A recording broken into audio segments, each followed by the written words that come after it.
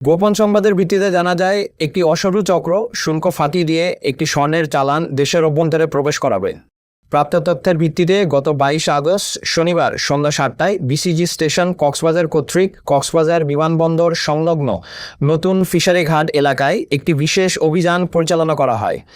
অভিযান চলাকালীন উক্ত এলাকায় সন্দেহজনক একটি মোটরসাইকেলকে থামার সংকেত প্রদান করলে মোটরসাইকেলের আরোহীরা গতি বাড়িয়ে পালিয়ে যাওয়ার চেষ্টা করে। অতঃপর অভিযানিক দল ধাওয়া করে মোটরসাইকেল সহ দুজনকে আটক করতে সক্ষম হয়। এ সময় তাদের কাছে থাকা একটি ব্যাগে তল্লাশি করে শুল্ক ফাঁকি দিয়ে আনা প্রায় 75 লক্ষ টাকা মূল্যের 31 ভরি স্বর্ণালংকার, 4টি মোবাইল ফোন, নগদ 5,742 টাকা, সৌদি 10 রিয়াল ও 3টি সৌদি আরবের এটিএম কার্ড জব্দ করা হয়।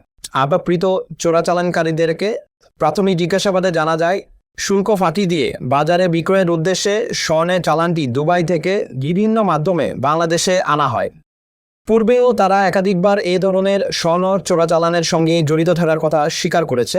এ চোরাচালানের সঙ্গে সম্পৃক্ত অন্যান্য অসাধু ব্যবসায়ী ও সহযোগীদের শনাক্ত ও আটকের লক্ষ্যে কোস্টগার্ডের গোয়েন্দা নজরদারি এবং বিশেষ অভিযান অব্যাহত থাকবে। জব্দকৃত আলামত ও আটককৃত চোরাচালানকারীদের পরবর্তী আইনানুগ ব্যবস্থা গ্রহণের কার্যক্রম প্রক্রিয়াধীন রয়েছে। চোরাচালান রোধে কোস্টগার্ড ভবিষ্যতেও এ ধরনের অভিযান অব্যাহত রাখত।